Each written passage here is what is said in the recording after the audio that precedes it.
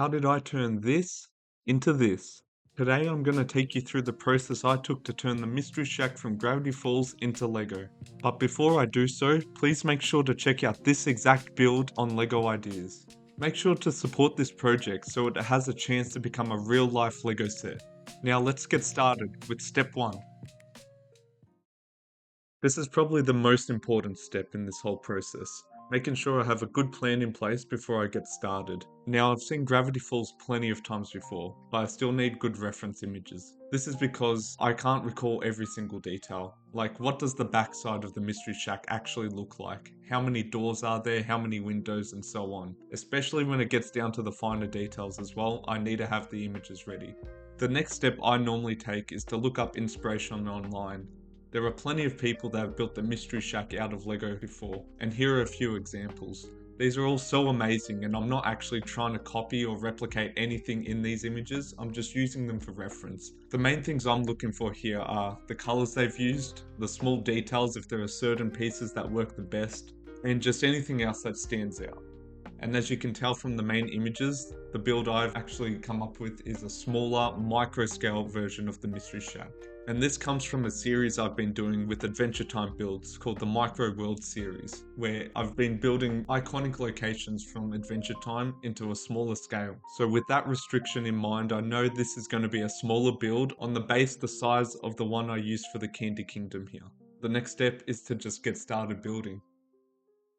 This is where I should probably state that not everyone designs and builds Lego the same way. I'm not the type of person to have my pieces at hand. I don't have those organized drawers separated by color and piece. All my pieces are normally in a cupboard somewhere where I can't get them easily. So the way I do things is all digital.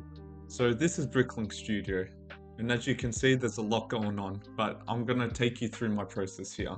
Now to start with, recently I've been enjoying doing my builds on a draft file, and this is where I can play around with things and see how I've done certain things a different way from each other, and just not have one clean file, but instead just have it all out in one big location here. And then afterwards I take the final model and I can put it in its own file and finish it up that way. Now as you can see here, there's a lot of pieces on the side. This is where I can pick up the piece, place it into the build. It connects to all the studs, as you can see. And from there I can change color and so on. This isn't going to be a tutorial of how to use this program, but just showing you the basics, just like that, to see how I get to it. Okay, as you can see, the first thing I actually did on this file was try to make the sign, the Mystery Shack sign. Now, it's the most iconic part of the build, and I also used it to create the scale of the build, because there's only certain ways I can do it. I needed to get it right, and that kind of set the scale for the rest of the build. As you can see, there are many different versions of how I did this. I had some where some of the letters stuck out of the sign. I had somewhere, yeah, a bit bigger here, like this. This is actually a four stud plate here, but the final design I actually settled on was this, and I'm pretty sure this is the exact version of it that I used in the final build, where I also had these tiles coming off the back that I could use to connect to the roof whenever I got to it. With that done, I actually was able to sketch out a rough plan for the build. Now, I've got my two bases here. This base here at the top is the one I used for the treehouse and Marceline's house. And this one here is the one I used for the Ice Kingdom and the Candy Kingdom.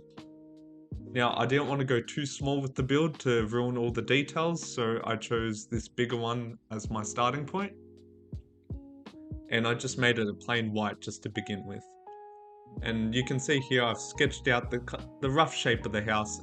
Things are overlapping here. It's not all in its final place at all, but it's just to help me get a sense of understanding of how it's going to look.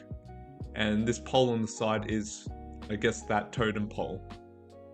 So from there, I was able to copy it across and kind of finish up what that base actually looks like.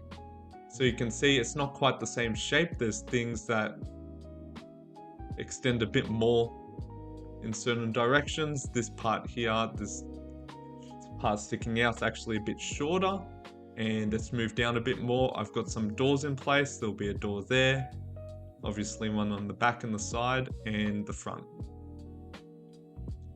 And there's a few details in here, but once again, this still won't actually hold. I'm pretty sure there's nothing holding up these plates underneath for support.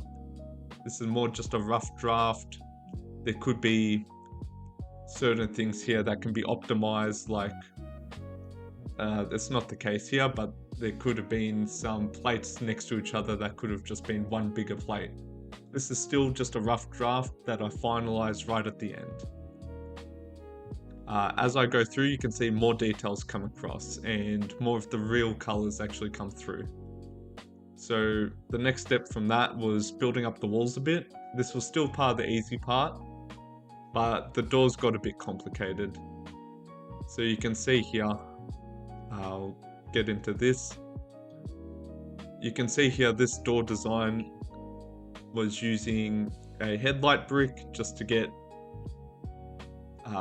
these plates on the right angle, where I was able to use that plate there to hold up the front door, trying to maintain the right colors, maintain as much detail as possible in a small build. That's probably the hardest part here. How can I convey all these details in such a small build? And this is still what I considered the easy part. The next part is where it got a lot more difficult. The roof itself was probably the part I was dreading the most. Trying to get a nice angle that fit perfectly and made sure that the peak was still sealed up, because I've tried using angles many times in the past, and filling in these tiny spots are definitely the hardest part. And you can see I've gone through many different iterations. So I started with using some Technic here with different sizes, trying to get these Technic connectors angled correctly, but you can see that the roof still wasn't looking the best here. The design I ended up choosing was using these ball joints down here. Now, I've been using ball joints a bit more recently because it's allowing me to get to more finer angles. And the decision, I haven't placed it here, but what I kind of decided was that this roof was gonna place on top, but with some supports coming through that allowed a plate running along the top that kind of holds it all down. So you can see here there is a gap which will get filled up later on. So after doing that, you can see it's not connected at all, but it's in place. It's not touching anything, and that was kind of a eureka moment at the end of the night, so I kind of left it there. From there, I extended that across, and I was also able to put on the roof. Now, I think I did a lot at once here, that's why it's not as easy to see what's going on. Once again, just using whatever color I had. You can see what I was saying. So this pole here is that support pole that comes up, and with cones on top, it's actually able to fit through the gap of the roof slopes, and it had to be a cone, so it has that angle there. It's not a full brick that could fit. And then the plates just sit right on top of that and lock it in. Now, there's also that side roof, which I used a similar design, just had to get them in a certain way to actually make it work. And this time I decided just to make the roof touch instead of leaving a gap. And this was that design that I did this time. Same concept, the wall joints here, just different, I guess, had to make some modifications to allow just that perfect angle there. And that's what I ended up using here. Just expanding that a bit more just to allow for these extra offshoots, just to finish up that curve. From there, I was able to put on the some roof detailing. So this is where I put that sign on just to make sure it still all looked great as I initially planned. So I put on the roof, ended up using some brackets here just to stick it on. And for this one, this smaller sign, I actually ended up using just some studs to stick that on the angle there. And I don't actually, yeah, this isn't the final placement of the signs, but you can see here it fits the shape of the roof. It fits the right scale of everything. So I was happy with that, and I moved on to doing some more detailing on the roof. So I was able to add the moss, the signs in the correct spots. It took me forever to think of a very simple solution for this question mark there.